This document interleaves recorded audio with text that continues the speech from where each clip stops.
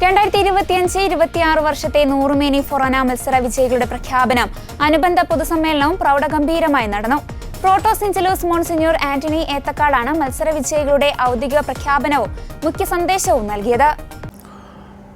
നമ്മുടെ അതിരൂപതയിലെ വിശ്വാസികൾക്ക്, കുട്ടികൾ ഉൾപ്പെടെയുള്ളവർക്ക് വചനം പഠിക്കാൻ പരിശീലിക്കാനും വേണ്ടിയുള്ള വലിയൊരു പദ്ധതി ആരംഭിച്ചിട്ട് 4 വർഷങ്ങൾ പിന്നിടുകയാണ്. ഈ ഒരു പ്രോജക്റ്റിൻ്റെ ചെയർമാനായി വളരെ അർപ്പണബോധത്തോടുകൂടി സേവനം ചെയ്യുന്ന ശ്രീ സണ്ണി തോമസ് ചെടിമണ്ണിക്കൽ, നമ്മുടെ അതിരൂപതയുടെ കുടുംബ കൂട്ടായ്മ, ഫാമിലി അപ്പസ്തലേറ്റ് വകുപ്പുകളാണ് ഇതിന് നേതൃത്വം കൊടുക്കുന്നത്. ആ വകുപ്പുകളെ നയിച്ചുകൊണ്ടിരിക്കുന്ന ബഹുമാനപ്പെട്ട ആൻ്റണി കാച്ചാങ്കോടച്ചൻ നമ്മുടെ ജോർജ് മാന്തുരുത്തി അച്ഛനായിരുന്നു കഴിഞ്ഞ നാളുകളിൽ ഈ ഒരു പ്രോജക്റ്റിനെ നയിച്ചുകൊണ്ടിരുന്നത്. അച്ഛൻ സ്ഥലം മാറി പോയതിന് ശേഷം അസിസ്റ്റൻ്റ് ഡയറക്ടറായി ഇപ്പോൾ ആൻ്റണി അച്ഛൻ നമ്മോടൊത്ത് ഉണ്ട്. അതുപോലെ നമ്മളെ സഹായിക്കുന്ന ബ്രദർ സെബിൻ, കുടുംബ കൂട്ടായ്മയുടെ ഓഫീസ് ഭാരവാഹികൾ ബഹുമാനപ്പെട്ട ടോമിച്ചൻ സാറ്, ജിക്കു, കുടുംബ കൂട്ടായ്മ general convener Joseph Tito, secretary committee member, central committee member Oommen Alexander, പ്രിയപ്പെട്ട മാധ്യമപ്രവർത്തകരെ, സഹോദരീ സഹോദരങ്ങളെ, ബെനഡിക്റ്റ് 16 മാർപ്പാപ്പ വിശുദ്ധ ഗ്രന്ഥത്തെക്കുറിച്ചും വചനത്തെക്കുറിച്ചും പറയുന്ന മനോഹരമായ ഒരു കാര്യം, നമ്മൾ വഴിയറിയാതെ വഴിമുട്ടി നിൽക്കുന്ന സാഹചര്യങ്ങളിൽ ദൈവവചനം നമുക്ക് ദിക്ക് നോക്കി യന്ത്രമായി മാറുന്നു എന്നാണ് പറഞ്ഞത്. അപ്പോൾ വഴിയറിയാതെ സംഘർഷഭരിതമായ സാഹചര്യത്തിൽ വഴിമുട്ടി നിൽക്കുന്നവർക്ക് ഏത് വഴിയെ പോകണം, ഏത് വഴി തിരഞ്ഞെടുക്കണം എന്ന് വിശുദ്ധ ഗ്രന്ഥം, ദൈവവചനം നമ്മളെ പഠിപ്പിക്കുന്നു. അപ്പം വചനം വായിക്കുമ്പോൾ നമുക്ക് വഴി തിരിച്ചറിയാൻ പറ്റുന്നു. നമുക്ക് വചനം ഒരു ആശ്വാസമാകുന്നു, വചനം നമുക്ക് സൗഖ്യമാകുന്നു. അതിനൊക്കെ തീർച്ചയായും ആളുകൾ വചനത്തെ ആശ്രയിക്കേണ്ട ഒരു വലിയ ആവശ്യം ഈ കാലഘട്ടത്തിൻ്റെ ആവശ്യമാണ്. ഈ വചന പഠന പരിശീലനത്തിലൂടെ നമ്മൾ മുന്നോട്ട് വയ്ക്കുന്ന ലക്ഷ്യം വചനം ഹൃദയത്തിലും ജീവിതത്തിലും എന്നുള്ളതാണ്.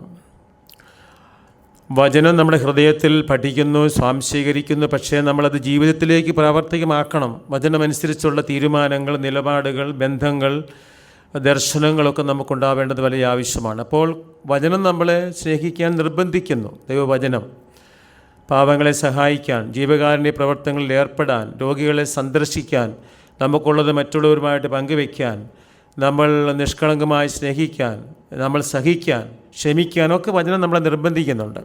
അപ്പോൾ ഈ വചനം പഠിക്കുന്നത് ജീവിതത്തിൽ പ്രാവർത്തികമാക്കുന്നതിലൂടെയാണ് ഈ പ്രോജക്റ്റ് പൂർണ്ണമാകുന്നത്.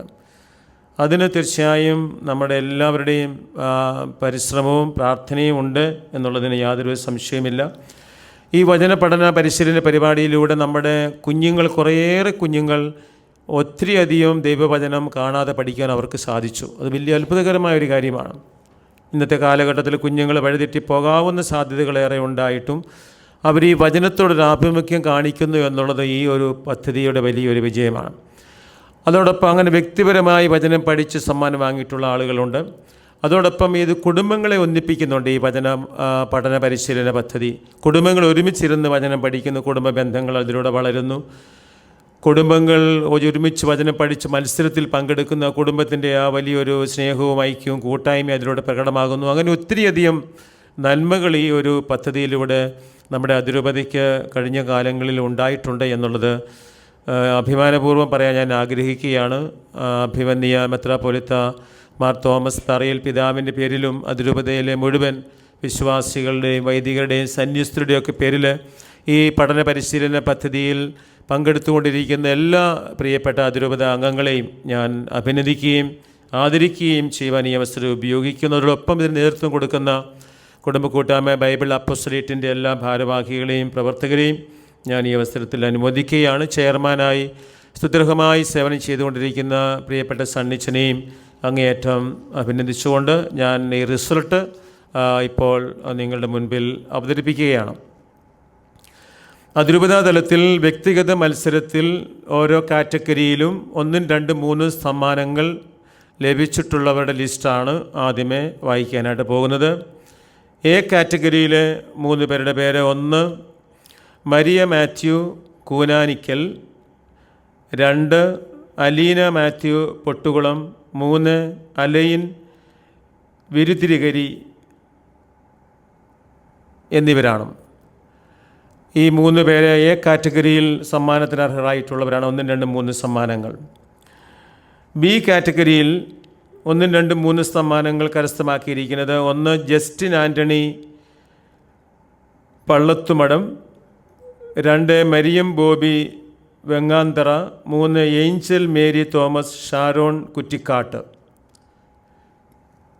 സി കാറ്റഗറിയിൽ 1, 2, 3 സമ്മാനങ്ങൾ കരസ്ഥമാക്കിയിരിക്കുന്നവർ: 1 മെറിൻ കുര്യൻ തുറവശ്ശേരി, 2 ഡോണ ജോർജ് എർണാകേരിൽ, 3 അൽഫോൻസ അലൻ ഈറയ്ക്കൽ. ഡി കാറ്റഗറിയിൽ 1, 2, 3 സമ്മാനങ്ങൾ കരസ്ഥമാക്കിയിരിക്കുന്നത്: 1 റിനു റിബു പടനിലം, 2 റിൻസി ജോ ഉണ്ണേച്ച് പറമ്പിൽ, 3 ബ്ലെസ്സി ജോസഫ് അറുപതിൽ ചിറ.